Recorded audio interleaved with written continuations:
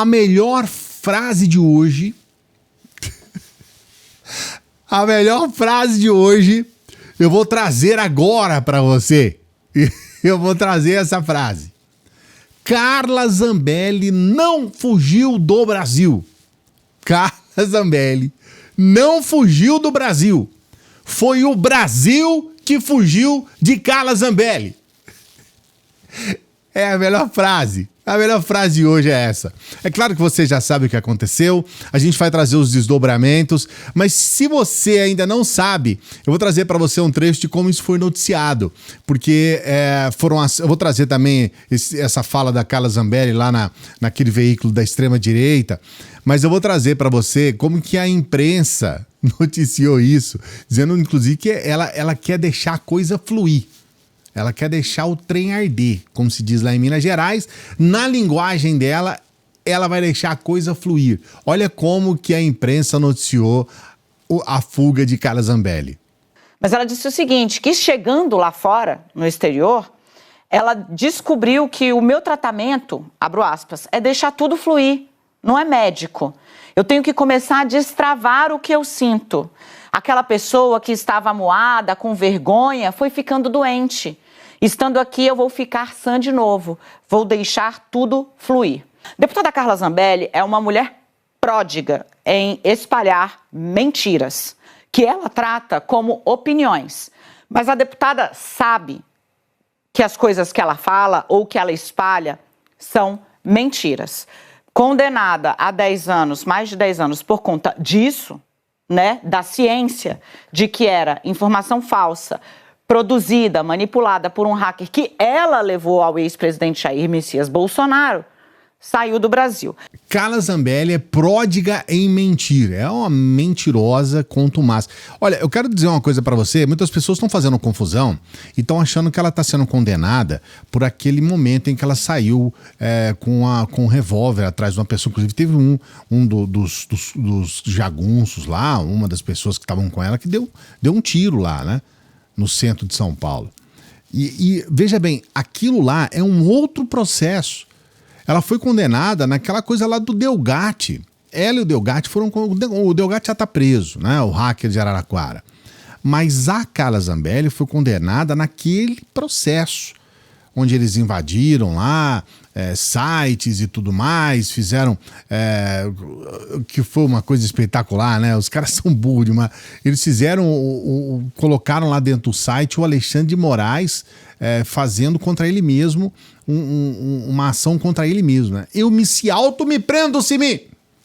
Aquilo lá foi uma coisa absurda.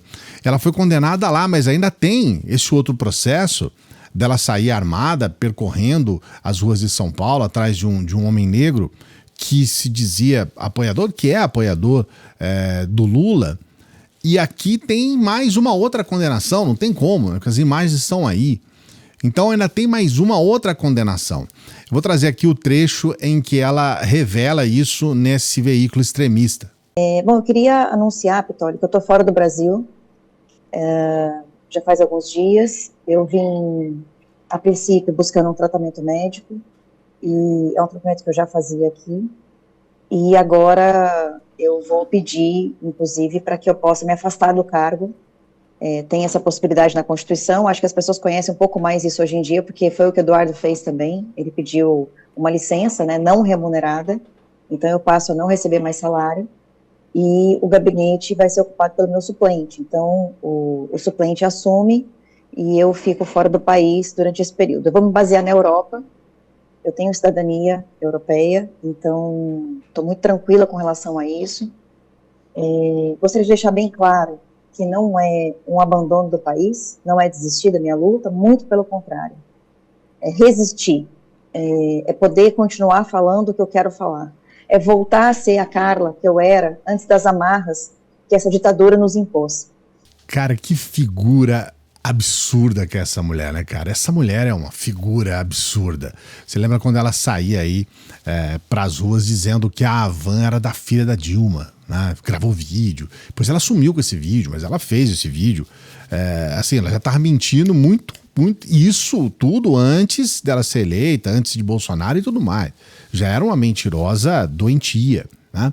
E agora ela fala que ela está copiando o Eduardo Bolsonaro. Isso vai complicar ainda mais a situação do Eduardo Bolsonaro e do próprio Bolsonaro.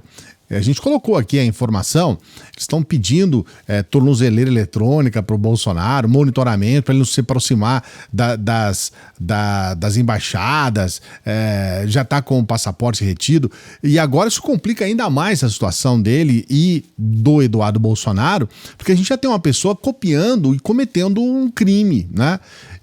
Tem essa situação que a gente tem que colocar aqui para você. E ela vai ser mais, ela vai resistir mais. A mulher foge, igual um rato foge do navio que está naufragando. Ela foge igual um rato e ela fala que para ela é melhor, porque ela vai resistir. E aí nós temos essa situação agora, que é o pedido da Interpol, né, para que a Interpol possa... porque ela diz que está nos Estados Unidos e vai para a Itália, que lá na Itália ela tem a cidadania e que é impossível retirá-la de lá. Não é bem assim, tá? Não é bem assim, não é do jeito que ela está pensando. Ela acredita que vai dar certo. Pode até ser, porque temos a Meloni, temos um governo de extrema direita lá na Itália, pode ser, mas esses governos não duram para sempre, né? Principalmente o governo de extrema direita, eles têm vida curta. E aí, a gente não sabe o que pode acontecer depois, né? Pode haver, inclusive, uma negociação aí entre o Brasil e a Itália para a liberação dela. Ela está condenada e agora a PGR faz um pedido de prisão preventiva e há esse pedido também com relação ao Interpol, porque se ela estiver nos Estados Unidos, aí tudo muda. Aí tudo muda. Ela pode ser lá nos Estados Unidos presa e ser mandada aqui para o Brasil, né? Se ela tiver que sair de lá, tem que sair urgentemente. Eu vou trazer aqui o Lindbergh para falar um pouquinho mais a respeito sobre essas questões que estão envolvendo os pedidos de prisão preventiva e tudo mais em relação a Carla Zambelli. A gente saiu agora em todo canto, a Carla Zambelli fugiu. Está fazendo uma live da Europa. Ela que foi condenada a 10 anos, é a covardia desse pessoal. Eu tenho alertado, viu, pessoal? A Procuradoria-Geral da República, eu entrei com algumas peças.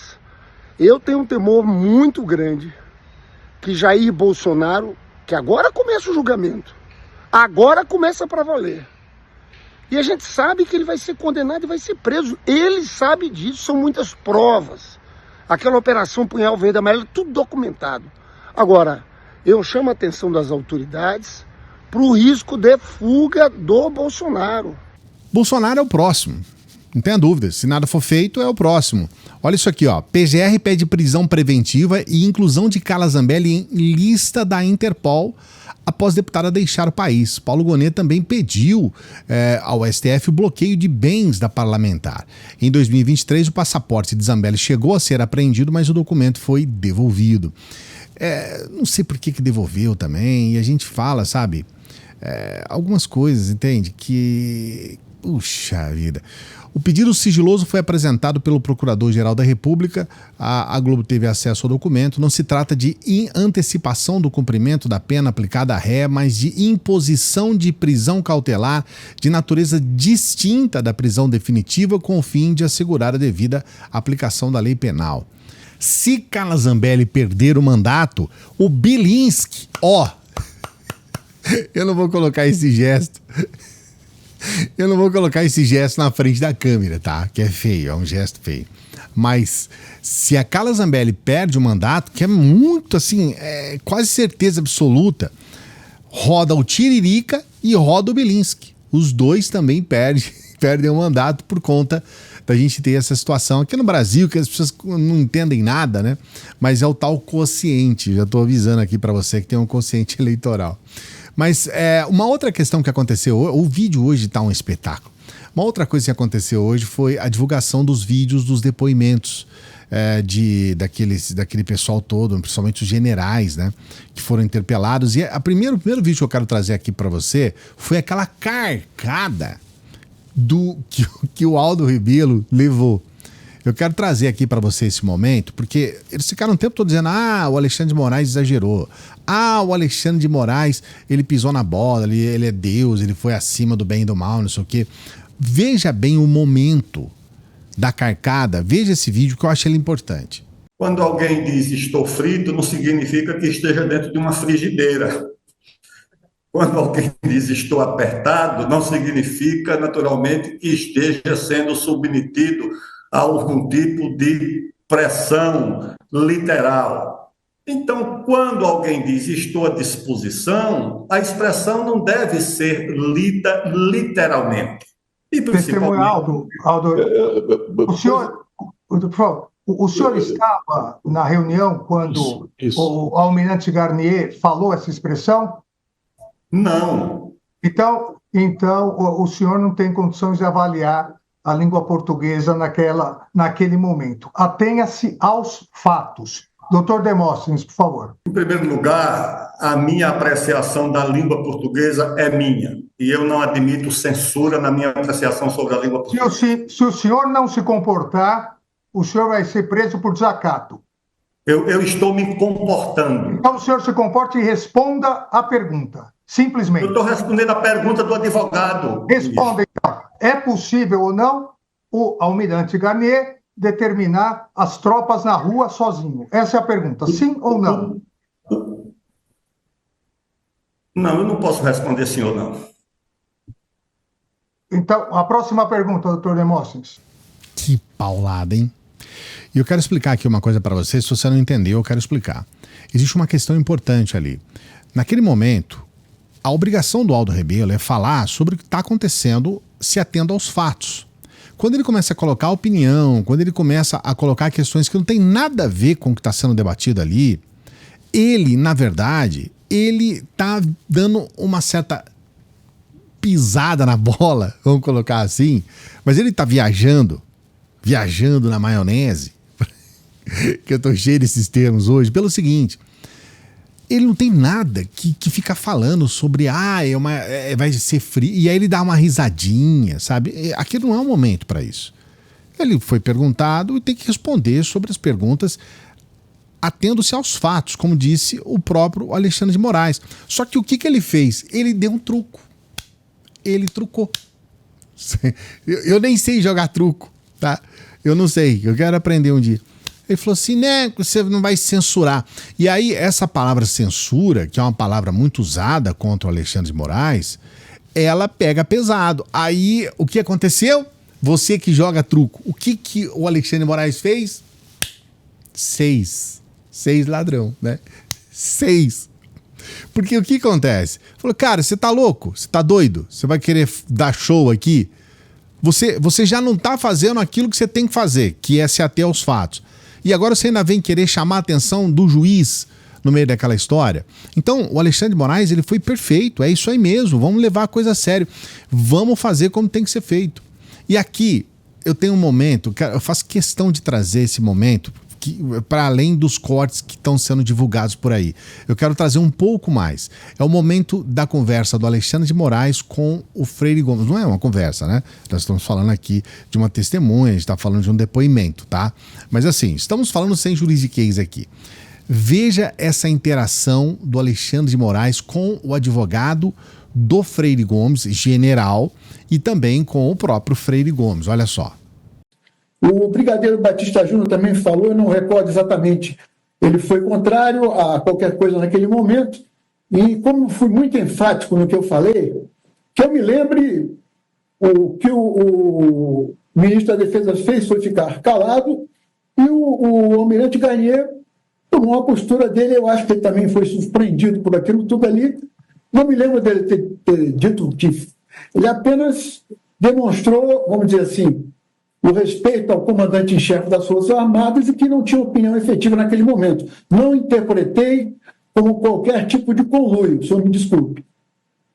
Doutor Paulo, por favor, eu queria advertir a testemunha novamente dos termos do artigo 342. A testemunha, ela não pode omitir o que sabe. Então, eu vou aqui dar uma chance à testemunha de falar a verdade. Se mentiu na polícia, tem que dizer que mentiu na polícia. Agora, não pode, agora, perante o Supremo Tribunal Federal, falar que não lembra, que talvez, que eu estava focado somente no que eu pensava. A testemunha é general do Exército, é uma pessoa que foi comandante do Exército, consequentemente está preparado para lidar sobre tensão, tanto no interrogatório da polícia, no depoimento, quanto aqui.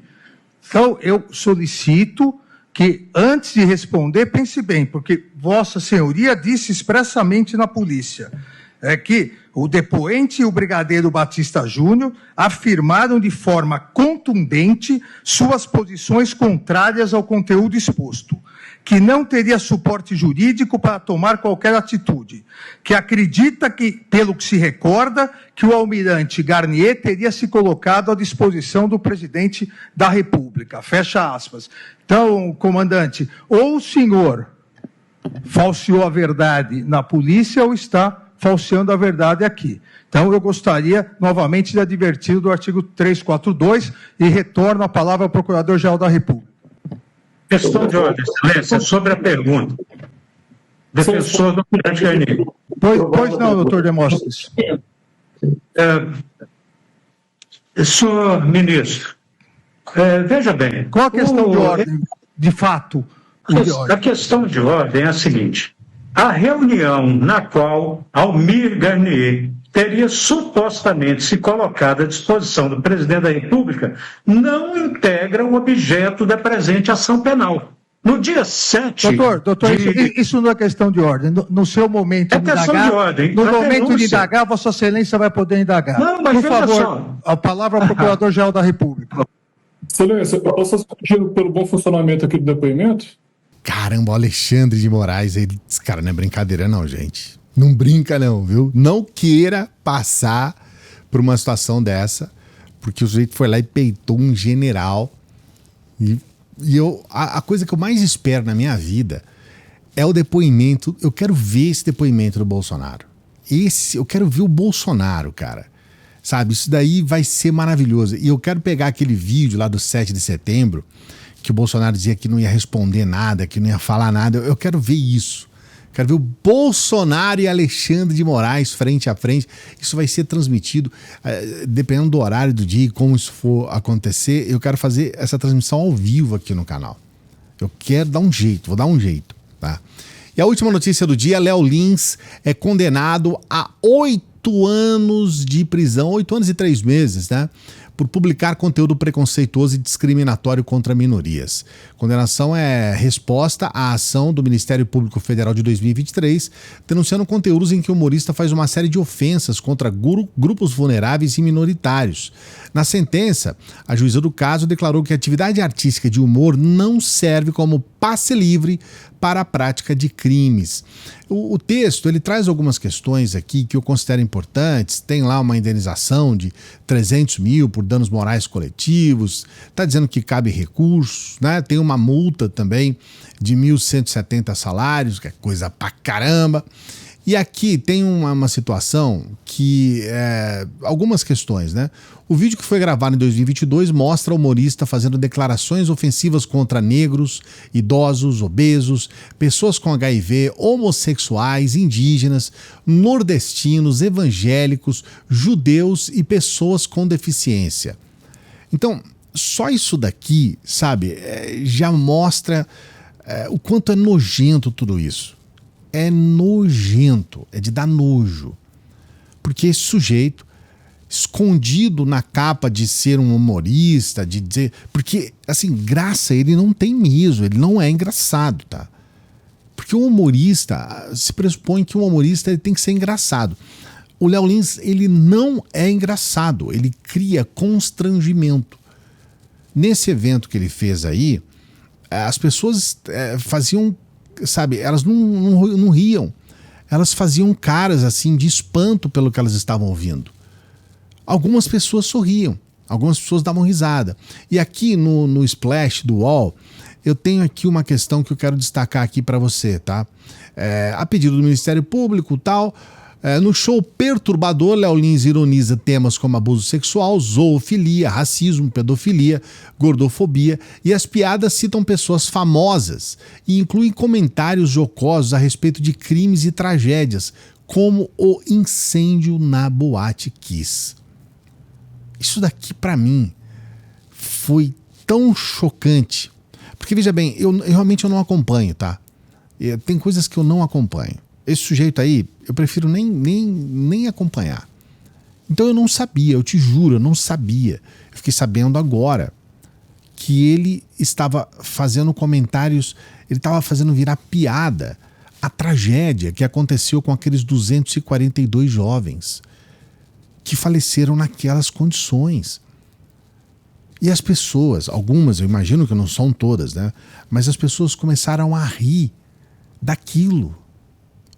Queimados, asfixiados, numa das maiores tragédias envolvendo jovens do planeta. A maior tragédia do Brasil envolvendo jovens.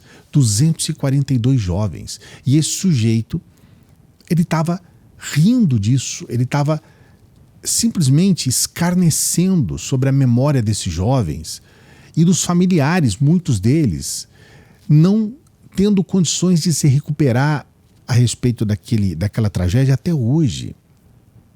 Então, veja bem, é claro que um sujeito que ataca a sociedade, que se utiliza dessa capa de humorista para atacar a sociedade, nessas circunstâncias, ele tem que ser condenado.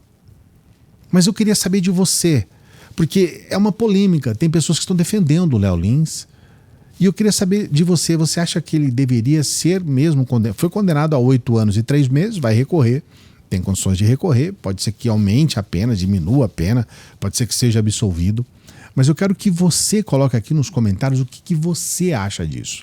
Acho importante saber. Você acha que é exagero? O que você pensa a respeito? Coloca aqui nos comentários. Não se esqueça de dar o like no vídeo. Por favor, se inscreva no canal. Dá essa moral aqui pra gente. Se inscreva aqui no canal. Por favor. A gente tem aquela dica especial da renda extra, apenas com o seu celular. No dia que você quiser, na hora que você quiser, no tempo que você quiser, você já pode trabalhar com o seu celular. É uma renda extra, tá? Ninguém tá falando que você vai ficar milionário. É R$50, é R$100, é R$300. Você vai poder ganhar trabalhando. Você vai trabalhar e vai ter essa renda extra. Você pode ganhar inclusive em dólar. A gente está colocando aqui pessoas que estão ganhando em dólar. Mas não é só em dólar. É importante você saber. É idôneo, é honesto. Não tem nada a ver com joguinho, esses joguinhos aí de internet, de tigrinho, de criptomoeda, de pirâmide. Não tem nada a ver com isso. É uma oportunidade de você aprender a trabalhar com o seu celular pela internet e ter essa renda extra. Primeiro comentário fixado e descrição do vídeo. Desce aqui para o comentário fixado, primeiro comentário fixado, tá bom? Eu peço sempre às pessoas que chegam no final dos vídeos para que ajude o nosso trabalho, ajude a gente a manter o nosso trabalho. Esse é o segundo vídeo de hoje, por exemplo. A gente está sempre trabalhando para você. E como que você pode ajudar? Seja um membro aqui do canal, seja um apoiador do nosso Apoia-se. Dê essa força pra gente. Você pode também nos ajudar com qualquer valor, o valor que você puder, pelo Pix. Essa é uma forma de você nos ajudar. Ajude o nosso trabalho. Ajude a gente a continuar trabalhando aqui.